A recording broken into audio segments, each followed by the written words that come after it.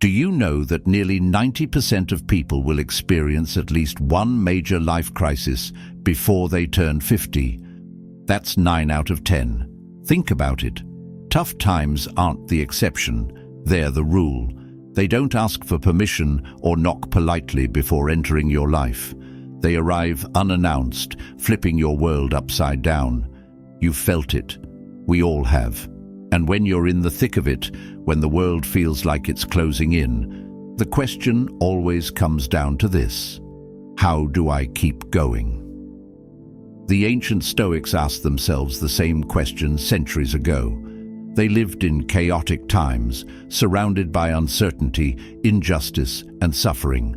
But instead of drowning in despair, they chose to rise above it.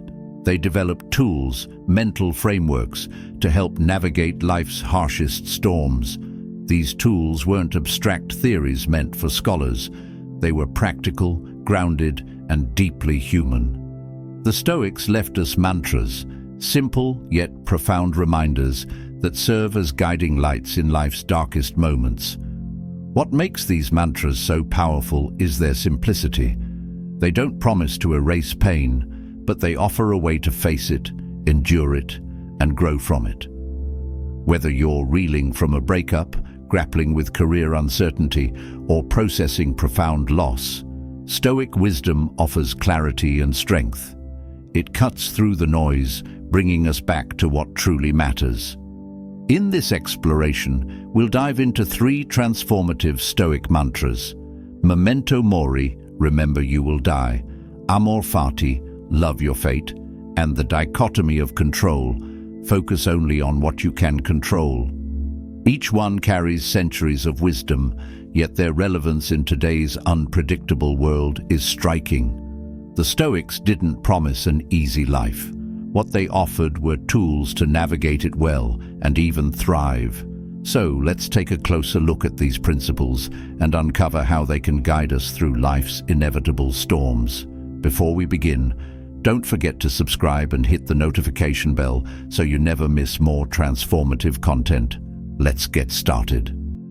Lesson number 1. Memento Mori, remember you will die. At first glance, this phrase might seem like a grim reminder, a shadowy declaration to remember your mortality. But Memento Mori isn't about despair, it's about clarity and perspective. Marcus Aurelius, the Roman emperor and Stoic philosopher, put it best: you could leave life right now. Let that determine what you do and say and think. Death isn't the enemy. Forgetting to truly live while you're still alive is. We waste so much time on trivialities, consumed by fleeting frustrations, distractions, and anxieties. Memento Mori snaps us out of that haze. It's a call to wake up and recognize the gift of the present moment. Instead of seeing it as morbid, think of it as liberating. Memento Mori isn't a countdown, it's a compass. It strips away what doesn't matter and focuses you on what does. Imagine how much more alive and deliberate we'd be if we carried this awareness of life's fragility. Take, for example, the endless stress over work deadlines. How many hours have you lost to overthinking or worrying about things that no one will remember a year from now? Memento Mori asks you to pause and reflect. Do I want to spend these precious hours on anxieties that don't serve me, or should I focus on what truly matters? Life is like a sand timer. Every grain that falls represents a moment you've already lived, irretrievable, unchangeable. But the grains on top, that's your future. The catch is, you don't know how many grains are left. This isn't meant to scare you, it's meant to focus you. Even in ancient Rome, victorious generals were grounded by Memento Mori. During their triumphant parades, a servant would stand behind them whispering, "Remember, you will die." It wasn't to dampen their success, but to remind them to stay humble, present, and aware. In today's world of social media, it's easy to lose sight of what matters. We get caught comparing ourselves to curated highlights and chasing likes. Memento Mori cuts through that noise, pulling us back to what truly matters. meaningful relationships, personal growth, and passions that ignite our spirit. At the end of your life, will you remember the hours spent scrolling or the relationships and experiences that truly shaped you? Memento Mori asks, if this were my last day, how would I spend it? Not in fear, but with a commitment to live fully. Let this question guide your decisions.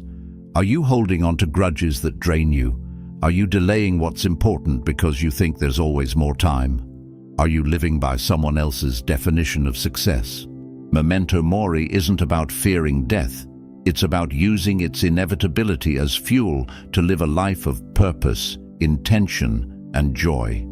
Take action today. Write down 3 things that matter most to you. Each day, do one thing that honors those priorities. It doesn't have to be big. Call a friend, start a project you've put off, or simply sit in gratitude for what you have. Memento Mori whispers, don't wait, don't waste. Every moment is profoundly valuable because life is happening now. Death is inevitable, but a meaningful life is always within reach. Lesson number 2, Amor Fati, love your fate. Life doesn't come with a blueprint. It doesn't seek your permission or respect your carefully laid plans. The job you thought was yours slips away. The relationship you invested your heart into ends without warning. A missed flight, a delayed promotion, or an unexpected diagnosis. These moments can feel like betrayals, as if life itself has turned against you. This is where Amor Fati comes in. Love your fate. Not just tolerate it, not begrudgingly accept it. Love it. Embrace every twist, every hardship, every detour, as though you'd chosen it yourself. Friedrich Nietzsche, one of Stoicism's most profound modern interpreters, summarized the essence of Amor Fati perfectly. My formula for greatness in a human being is Amor Fati, that one wants nothing to be different, not forward, not backward, not in all eternity. It's not about denying that hardships hurt. It's about seeing them as essential steps in your journey, raw material for your growth. Imagine you're stuck in traffic. It's the kind that makes your jaw clench and your fingers drum impatiently on the steering wheel. The old you might grumble or succumb to frustration, but with Amor Fati, you pause and think, this moment is mine. Maybe it's a chance to listen to that podcast you've been meaning to start or to practice patience. The traffic isn't working against you, it's working for you. Missed opportunities, failed projects, and heartbreak often feel like cruel jokes life plays on us. Yet Amor Fati offers a different perspective. That rejection letter, it wasn't a door closing, it was a redirection to something better aligned with your purpose. The relationship that ended, not a mistake, but a necessary chapter in your personal growth. Amor Fati teaches you to trust that even pain carries meaning. Instead of asking, why me? Ask, what is this teaching me? Consider the story of Thomas Edison. In 1914, his factory burned to the ground, destroying years of work and millions of dollars worth of equipment. Watching the inferno, Edison didn't collapse into despair. Instead, he told his son, go get your mother. She'll never see a fire like this again. He saw the fire not as an ending, but as a beginning. With insurance money and unshakable resilience, he rebuilt, innovating even further. Life's obstacles can be like fires. When a forest burns, it isn't destruction for destruction's sake. It clears space for new growth. Similarly, setbacks, failures, and heartbreaks aren't there to break us. They are there to transform us, feeding our resilience and pushing us to grow stronger. In today's world of social media and constant connectivity, even minor inconveniences feel magnified. A rude email can derail your morning. A detour on your commute might feel like a personal attack. And every misstep can seem amplified by social media's glare. Amor Fati invites us to step back and reframe these moments. That rude email? It's an opportunity to practice grace under pressure. The unexpected detour, perhaps it leads you to a beautiful scene you might have otherwise missed. Even the frustrating algorithms of the internet can teach us the value of disconnecting and focusing on what truly matters. The next time life doesn't go as planned, take a deep breath and say, Amor fati, not sarcastically, but sincerely. Then ask yourself two simple questions.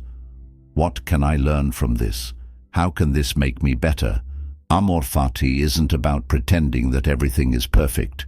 It's about recognizing that even imperfections have value. Start small. When you're delayed, when plans fall apart, when someone is rude, choose to see these moments not as inconveniences, but as invitations to grow. Over time, this mindset becomes a habit, and life's challenges feel less daunting. Amor fati is freedom. It frees you from yearning for a life that isn't yours and empowers you to love the life you have, with all its flaws, detours, and surprises. When you stop resisting and start embracing, you'll discover that every moment, even the hard ones, is exactly what you need to become the person you're meant to be. Lesson number 3. The dichotomy of control life often feels like an endless tug of war. On one side, there's what we wish for, the dream job, the perfect relationship, the recognition we think we deserve. On the other side, there's reality, messy, unpredictable, and indifferent to our plans. This constant struggle to control the uncontrollable leaves us exhausted and frustrated. The dichotomy of control, a cornerstone of Stoic philosophy, cuts through this chaos with a profound truth. Some things are up to us, and some things are not. As Epictetus wisely put it, it is not events that disturb people, it is their judgments concerning them. Peace comes when we focus on what we can control, our actions, thoughts, and attitude, and let go of the rest. This doesn't mean giving up or being passive. It's about directing our energy where it truly matters. Think about it. Worrying about things outside our control is like trying to stop the ocean's waves with your hands. But when you focus on what you can control, you find strength and freedom amidst the chaos. For example, social media can be a major source of stress. The endless opinions, criticism, and comparisons. You can't control how others react to your content, but you can decide how much weight you give their words. Will you let a stranger's opinion ruin your day? Or will you remind yourself of your worth and move on? Consider job hunting. You can't guarantee a hiring manager will pick you, but you can control how well you prepare, the effort you put into your application, and how you respond to rejection. The same applies to relationships. You can't force someone to love or respect you, but you can control how you treat them and how you handle disappointment. The dichotomy of control isn't just a philosophy, it's a practice. It's choosing to focus your energy on what you can influence and refusing to be dragged down by what you cannot. Imagine the weather as an example. You can't stop the rain, but you can carry an umbrella, wear a raincoat, or even choose to dance in the downpour. Life's challenges are like the weather, inevitable, often inconvenient, but manageable with the right perspective. A powerful example of this principle comes from Admiral James Stockdale, who endured over 7 years as a prisoner of war during the Vietnam War.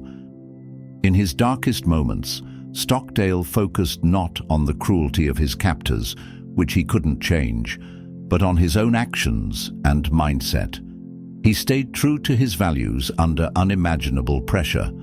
As he said, "You must never confuse faith that you will prevail in the end with the discipline to confront the most brutal facts of your current reality." This story is a testament to the power of focusing on what you can control. Even in unbearable circumstances, the dichotomy of control reminds us to center ourselves on what no one can take away, our response. We live in an age of constant distraction. Social media algorithms thrive on making us care about things we can't control, the opinions of strangers, the pursuit of validation, and endless comparisons. Consumerism adds to this pressure, convincing us that happiness lies in external things. But the dichotomy of control pulls us back to what truly matters: the effort we put into our work, the kindness we show to others, and the values we live by. Anxiety often stems from trying to control the uncontrollable, other people's perceptions, the future, or past mistakes. The dichotomy of control teaches us to anchor ourselves in the present and let go of what's beyond our reach. Here's a simple exercise to try. Write down everything stressing you out, from small annoyances to big worries. Ask yourself, can I control this? If the answer is no, cross it out and let it go. For what remains, focus your energy there. Life will always have its storms, but by embracing the dichotomy of control, you can learn to navigate them with grace. Letting go of what you can't control creates space for what truly matters: your actions, choices, and attitudes. Life's challenges may be inevitable, but how you respond to them is entirely up to you. Tough times will come, that's life's guarantee. But you also have the power to choose how you face those moments. Memento mori reminds us that our time here is limited, urging us to embrace each moment fully. Amor fati asks us to love our fate, seeing challenges as opportunities to grow, and the dichotomy of control offers freedom, reminding us to focus on what's within our power. The Stoics weren't superhuman. They had fears and doubts just like us. Yet their timeless teachings provide a blueprint for rising above the chaos. Imagine living each day guided by these principles. When life tests you, take a deep breath and remember, this is temporary, this is for me, and I control how I respond. You are stronger than you think. With these tools, memento mori, amor fati, and the dichotomy of control, you can navigate life's messiness with grace and courage. If this resonated with you and you're ready to explore Stoicism further, check out our YouTube channel for more content on clarity, resilience, and purpose. Let's continue this journey together. Your best self is waiting.